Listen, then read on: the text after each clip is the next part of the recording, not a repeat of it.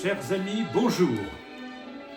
Nous sommes aujourd'hui le jeudi 22 janvier et je viens commenter l'actualité dans l'esprit biocentriste qui est le nôtre. C'est un plaisir pour moi de commenter l'actualité avec vous, bien que l'actualité ne soit guère plaisante, c'est le moins qu'on puisse dire. Nous assistons, comme je vous le dis depuis un certain temps, à des régressions en tout genre. Régression sociale, régression morale, régression éthique, régression écologique. En l'intérieur, ici en France, que se passe-t-il? Mardi, le 20 janvier, il y a eu ce qu'on appelle une commission mixte paritaire. Tout ça, c'est très technique. C'est quand députés et sénateurs ne sont pas arrivés à se mettre d'accord, ils créent une commission où il y a 7 députés, 7 sénateurs, pour essayer de trouver un point commun. Et après, c'est soumis à l'Assemblée nationale qui doit accepter ou ne pas accepter ce résultat d'une commission mixte si elle arrive à un accord. Mardi, il y a donc eu cette commission mixte paritaire qui planchait sur une loi de simplification de la vie économique. Oh là, c'est un programme, rien que le titre, qui fait peur. Simplification de la vie économique, ça veut dire donnons le pouvoir aux promoteurs, aux aménageurs, aux capitaines aux pieds légers de l'industrie pour qu'ils puissent, sans être entravés par les affreux riverains, les associations qui les empêchent de bétonner, d'asphalter, de bitumer en rond, comment peut-on les avoir? En gros, c'est ça. C'est ça, une loi de simplification de la vie économique. C'est tout pouvoir au patronat et aux chambres de commerce et d'industrie. Alors parmi ces mesures qui ont été adoptées, il y a eu la suppression des zones de faible émission. C'est symbolique, mais c'est intéressant. Qu'est-ce que c'est que ça, des zones de faible émission? Il y avait un texte qui prévoyait, issu de la loi climat résilience, qui prévoyait que dans les grandes villes de plus de 150 000 habitants, les municipalités pouvaient interdire la circulation des véhicules anciens et polluants qui avaient plus de 15 ans pour les diesels, plus de 20 ans pour l'essence. Oh, que voilà une loi écologique! Et quand la droite parlementaire voit écologie, elle ne voit pas vert, elle voit rouge.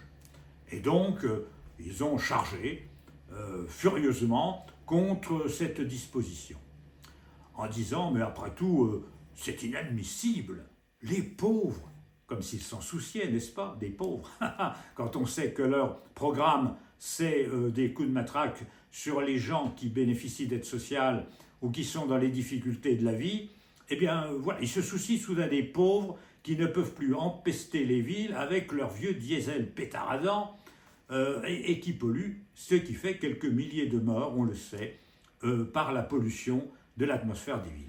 27 grandes villes en Europe ont une mesure de ce type, avec une interdiction des véhicules polluants dans le centre des villes.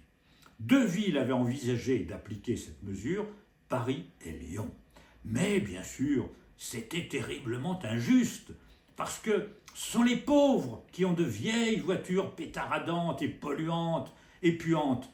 Voilà ce que soutiennent quelques notables conservateurs et réactionnaires qui n'aiment pas l'écologie et qui insultent le peuple en les traitant de gueux. Mais vous savez, plus on vautre les gens dans leur ignorance crasse, plus on les traite en front bas, en débiles, en gens idiots qui sont hermétiques à la science, à la médecine, à l'écologie, aux idées neuves, plus on méprise le peuple. Et ces gens qui parlent soi-disant au nom du peuple, au nom des gueux, sont en fait des gens qui insultent les citoyens, qui insultent les gens modestes, comme si ces gens-là n'étaient pas capables de comprendre qu'effectivement, les diesels produisent des particules de goudron et de gaz toxiques qui sont très nocifs pour la santé. Eh bien non, c'est hermétique. Alors ils ont le même syndrome que cette extrême droite américaine qui traite les experts, les scientifiques, les climatologues, mais aussi les médecins, aussi les chercheurs, de crâne d'œuf, ils appellent ça comme ça, dans leur langage injurieux, aux États-Unis, et ils s'adressent au front bas des cow-boys, Baal, bœuf, Bible, les 3 B, Baal, bœuf, Bible, qui constitue le fonds électoral des MAGA et autres néofascistes américains. Bon, c'est ce mépris du peuple qui me frappe dans cette mesure-là. Parce que finalement, ce sont les gens les plus modestes qui sont victimes des pollutions atmosphériques, beaucoup plus que ceux qui habitent des quartiers résidentiels à l'abri des axes de circulation. Dans les grandes villes, les gens les plus exposés aux pollutions, ce sont ceux qui vivent près des périphériques. Hein. Ce n'est pas les gens du 16e arrondissement. Voilà. Mais bon, ça fait des magots. Et ils ont donc voté contre cette loi, alors que cette loi était pédagogique, c'est-à-dire qu'en fait, personne n'aurait été verbalisé parce qu'il venait au centre-ville avec des voitures anciennes. C'était pédagogique, comme l'indiquait la mairie de Paris. C'était pour inciter les gens à moins polluer et à venir moins au centre-ville avec des véhicules privés, avec des dérogations pour les gens qui sont handicapés, pour les gens qui ont des problèmes de santé et qui doivent se déplacer en voiture et qui auraient eu des autorisations. Mais les gens anti-écologiques féroces de la droite, de l'extrême droite et d'une gauche qui s'est fourvoyée dans cette affaire ont voté contre cette mesure symbolique. Autre intéressante mesure de ces temps-ci, le Muséum d'histoire naturelle et des scientifiques de l'Université d'Orléans ont produit une étude qui montre que dans les zones rurales où il y a usage de pesticides, il y a une diminution de 84,4% des oiseaux communs. C'est-à-dire que les oiseaux disparaissent des campagnes là où il y a des pesticides. Et une étude complémentaire prouve, c'est dans le Loir-et-Cher, que des herbicides répandus sur des champs de blé ont contaminé à plusieurs kilomètres des fruitiers au point que la consommation des fruits devient interdite parce que polluée et dangereuse par ces molécules. Mais écoutez, voilà, nous vivons sous la férule, n'est-ce pas, de la FNSEA, et vous voyez les résultats que cela donne. Mort de la biodiversité, problèmes de santé, pollution grave des eaux souterraines, pollution des sols, pollution des aliments. Le paysan, c'était l'homme qui nourrissait les hommes. L'exploitant agricole devient trop souvent l'homme qui empoisonne la terre et les hommes. Il faut le dire, même si ce n'est pas très démagogique à notre époque où il y a ce que l'on sait. Et puis, il y a aussi la scène mondiale. Alors là, la scène mondiale devient carrément burlesque. Notre époque est une époque de fous. Nous voyons que 3 empires se constituent dans le monde. L'empire chinois, qui est évidemment depuis 70 ans, maintenant 80 ans, une dictature. Hein. C'est une dictature très fermée, très dure. L'empire russe, qui est tombé entre les mains d'un tsar qui assassine ses opposants et qui envahit les pays voisins. Et puis l'Amérique, cette vieille démocratie amie qui est tombée entre les mains, non pas d'un homme, ce serait qu'un homme, ce serait pas très grave, mais en fait d'une sorte de secte que les commentateurs les plus avisés ont qualifié de technofascistes. Technofascistes parce que ce sont des gens qui s'appuient sur la technique ultramoderne, hein, l'Internet, l'intelligence artificielle, les réseaux sociaux, etc., qu'ils veulent contrôler, pour contrôler le temps de cerveau disponible et manipuler les foules. Tout ça avec le mensonge érigé en système, comme les fascistes ou les nazis l'avaient fait d'ailleurs. Hein, ils disent n'importe quoi, plus c'est gros, mieux ça vaut, et plus ça passe. Et ils savent pouvoir manipuler au moins une fraction suffisante de l'opinion publique pour tenir en fait la société sous leur coupe.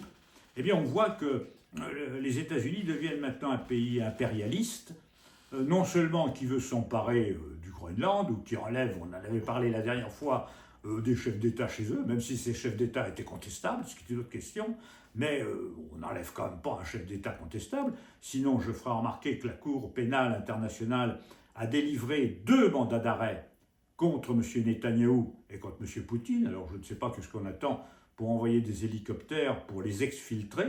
Non, je plaisante évidemment. La loi n'est pas la même pour tout le monde. Bon, donc si vous voulez, on voit que cet empire devient absolument incontrôlable et est tombé entre les mains d'une secte. Et s'il advenait que M. Trump qui a au moins une qualité, c'est d'être un homme âgé. Alors dans une époque de racisme où on exclut les gens âgés, je suis très content de voir que les États-Unis se sont dotés d'un président très âgé, ce qui est une bonne chose. Mais c'est la seule bonne chose que je vais souligner chez lui. Mais s'il advenait qu'ils sont empêchés, ceux qui sont derrière lui ne sont pas mieux, ils sont pires. Ils sont pires, car ce n'est pas un homme qui est en cause, pas du tout. C'est une idéologie, c'est-à-dire c'est une façon de fonctionner qui consiste à dire nous sommes carrément des salauds, nous sommes des voraces, nous voulons faire du népotisme, nous enrichir, nous, nos neveux, notre gendre, en l'occurrence c'est son gendre, nous voulons gagner des milliards au détriment des autres peuples, et on le fait. Mais on le fait dans l'arrogance, on le fait en l'assumant. Regardez comme nous sommes salauds, mais nous en sommes fiers, et faites comme nous, enrichissez-vous à n'importe quel prix, hein, même si c'est au prix de guerre, de génocide, de déplacement de peuples, de purification ethnique, je pense évidemment à Gaza entre autres choses, bon, mais il n'y a plus de décence, il n'y a plus de décence, et ces gens-là, si vous voulez, vont nous dire on fait un comité de la paix, qui est une sorte d'ONU privatisée, parallèle, on fait un comité de la paix, mais on supprime les subventions que nous versions à l'Organisation mondiale de la santé. Les États-Unis versaient 20% du budget de l'OMS, l'Organisation mondiale de la santé, ce qui interdit d'apporter des soins, des vaccinations à des peuples comme le peuple gazaoui qui va mourir massivement d'épidémies et de manque de soins, surtout en cette période hivernale. Donc voyez-vous que nous sommes dans un monde qui est assez épouvantable, qui est assez négatif, et où finalement les gens ont perdu toute pudeur, parce qu'il y a eu, dans toute l'histoire de l'humanité, des barbouzeries, c'est-à-dire des crimes d'État. Quel État n'en a pas commis? Ils en ont tous commis, hein, tous autant qu'ils sont. Mais maintenant, on le fait sans aucun paravent. Hein. Au fond, ce sont des gens qui montrent ce qu'ils sont, et ils ne sont pas beaux. Ils ne sont pas beaux, ils n'ont pas de morale, ils ont une morale d'affairistes, c'est tout, qui se sont accaparés des États et qui traitent les États comme l'arrière-cour de leur entreprise, mais qui le font dans l'indécence, dans l'impudeur la plus totale. Nous vivons vraiment une époque assez sinistre et assez farfelue, où finalement on peut se demander comment tout cela va finir. Voilà. Donc si vous voulez, moi je voulais vous commenter ces deux éléments, et je voulais finir par cette idée que je vous parle souvent de la nécessité de constituer l'Europe. Pourquoi de constituer l'Europe? Parce que face aux empires néofascistes, que sont la Russie, qui est une dictature, la Chine, qui est une dictature, et les États-Unis maintenant, qui deviennent une technostructure fascisante aussi, il faut que les démocraties s'organisent et que les démocraties s'unissent. Les démocraties européennes, du moins ce qu'il en reste pour le moment, le temps qu'il en reste, et avec d'autres démocraties dans le monde. Moi, je tends la main aux pays d'Amérique du Sud qui restent encore en dehors de cette influence des dictatures et de cette dérive. Au fond, on pourrait constituer une sorte d'empire qui s'appellerait Démocratia, où on défendrait les droits de l'homme et, si possible, moi j'ajoute évidemment, puis c'est notre éthique, les droits du vivant, les droits de la nature, parce que c'est ça qui est important. Alors, tendons la main à tous les pays qui, dans le monde, défendent la démocratie, qui défendent les droits de l'homme et qui refusent la dictature des trois empires hideux qui se sont dressés actuellement contre l'humanisme et contre la compassion. Mes amis, je vous donne rendez-vous, si vous le voulez bien, dans quelques jours, pour d'autres commentaires. Merci de diffuser notre chaîne, parce que comme je vous le dis toutes les fois, ce que je dis peut plaire ou déplaire, mais vous ne l'entendrez pas beaucoup ailleurs. À bientôt!